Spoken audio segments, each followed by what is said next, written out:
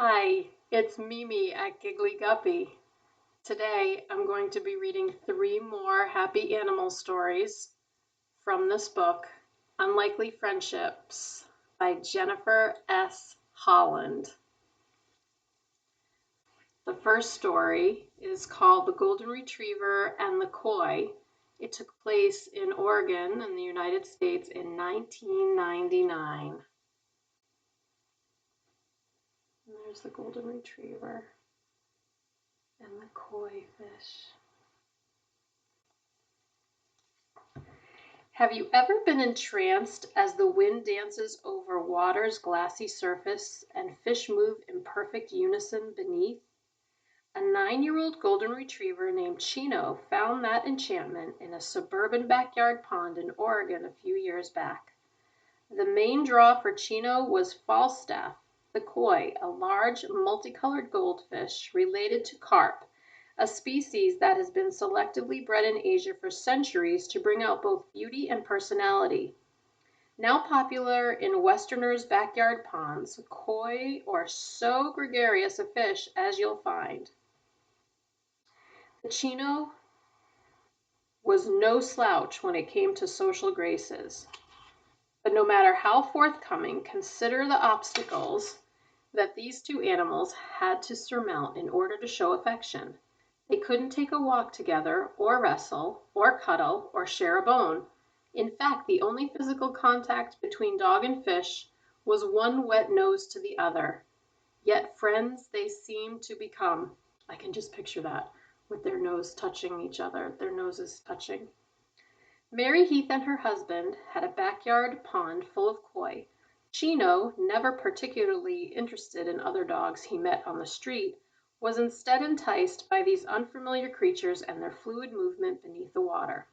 He'd stretch out at the pond's edge on the warm rocks, watching as the fish circled and descended and rose up to feed.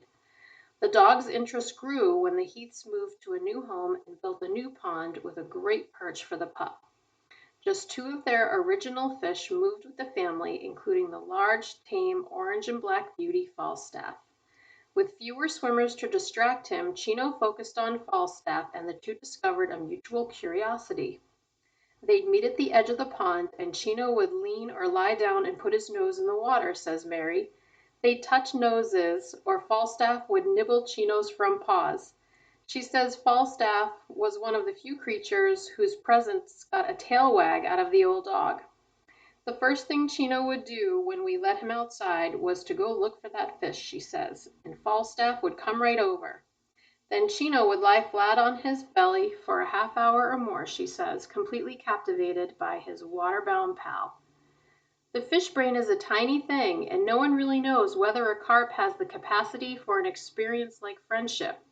But something brought these unlike friends together day after day. Perhaps it was the food pellets. Falstaff knew to expect whenever another species approached the pond. Or maybe the mind of a fish can process more complex concepts than just eat, swim, mate, or flee. Especially this type of fish, a genetic far cry from your fancy-tailed carnival prize. In parts of Asia, koi with their regal beauty, smarts, and strength represent the ability to overcome adversity and move forward with great courage. For some, they are also symbols of good fortune. And the golden retriever, well, whatever the brain power, it's hard to find one without a lolling tongue and curious nature, ready to offer a friendly wag of the tail. There they are.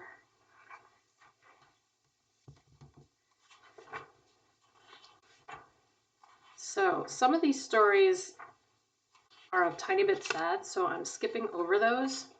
I'm only reading the ones that I think are happy. So this next story is from South Africa back in 2006, and this is called The Hippopotamus and the Pygmy Goat. There they are.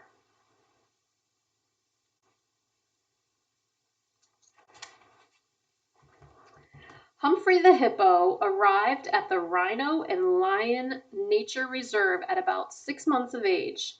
The reserve is best known for the animals listed in its name, especially the endangered rhinos that have been successfully bred there in the last decade. But other species are also welcome on the grounds, as was the case with Humphrey. According to Lorinda Hearn, whose father Ed owns the South African facility, the hippo had been completely hand-reared. He lived inside a house with his human family and lounged around in their backyard pool until he grew too huge for domestic life. At that point, the family tried to keep him outside, but Humphrey, spoiled by his days as a house pet, would have none of it. He broke down doors to get back inside. That's very funny. Perhaps his fervor shouldn't have been surprising. A hippo isn't the kind of animal to sit quietly and take whatever comes, unless it is relaxed and wallowing in a cool river. Mostly hippos aggressively guard their territory, and though they may seem slow and lumbering, they can run over 20 miles an hour. In Africa, many consider the hippopotamus to be the most dangerous of all wild creatures, as they are said to kill more humans than any other large animal, including crocodiles and lions. Fortunately, in the case of the human-friendly Humphrey, there was never any fear of an intentional attack. It was just the unintentional collateral damage of keeping a 4-ton hippo in a house that finally pushed his owners over the edge, which is how Humphrey ended up on the reserve.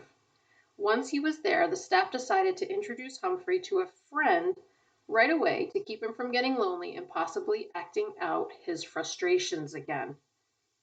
Enter one Cameroon mountain goat, also called a pygmy goat.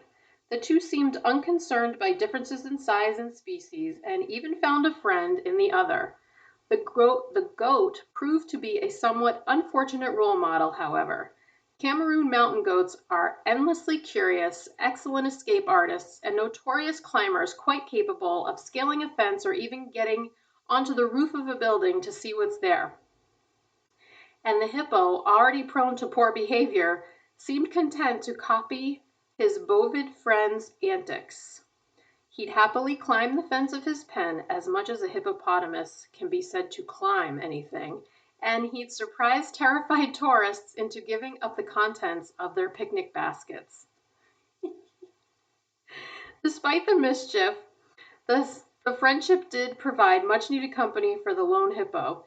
And here comes the even more unexpected finish. Just before Humphrey was transferred to a private reserve elsewhere, he was discovered to be a she.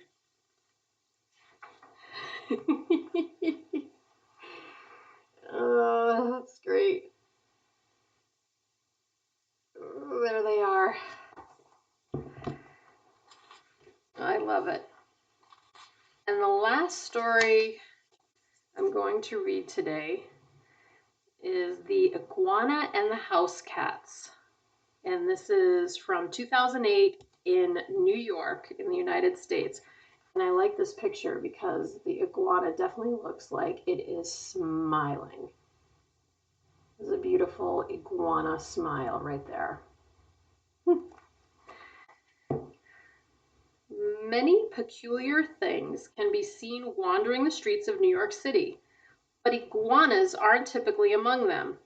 Yet one day at 71st Street and 13th Avenue in Brooklyn, an iguana ambled past a man who, after a double take, decided the animal just didn't belong.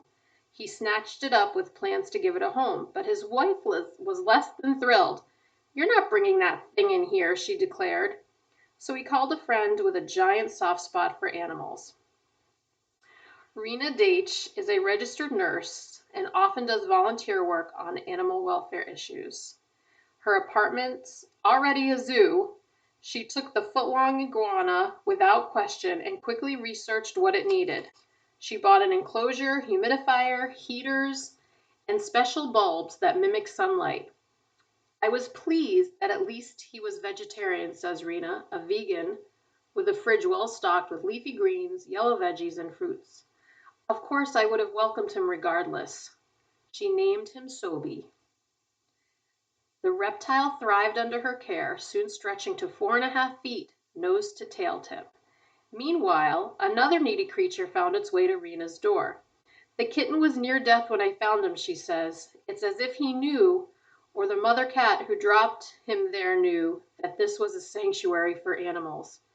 Even though the tiny feline had pneumonia, eye infections, and nasty infestations of fleas and worms, poor thing, Rena felt she could save him and refused her vet's offer to euthanize him. Indeed, Johann the cat soon improved markedly, and Rena decided to see how the two cast-offs would get along. When I put Joe into the iguana's closure, Sobe puffed up like Godzilla and hissed. He can look very big and threatening, but Joe didn't know to be afraid, so he just rubbed up against Sobe's rough skin and purred. Oh, I love it. Sobe probably wondered, what the heck? Why isn't he scared? But the iguana calmed down quickly. He closed his eyes and let the kitten rub against his face and play with his tail. He did nothing to discourage the contact and even seemed to relish it. Oh my gosh, I've got to show you these pictures. So here's the first one. Oh my gosh. So sweet. And then here is the other one. I absolutely love it.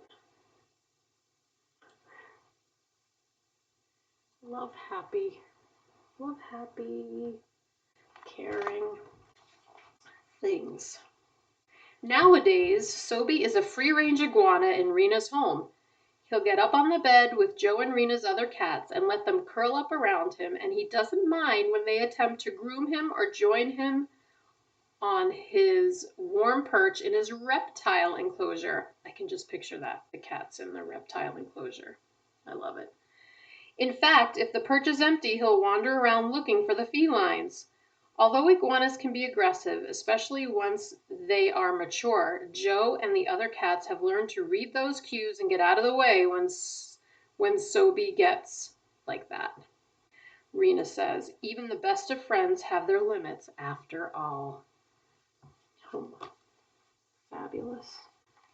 Absolutely fantastic.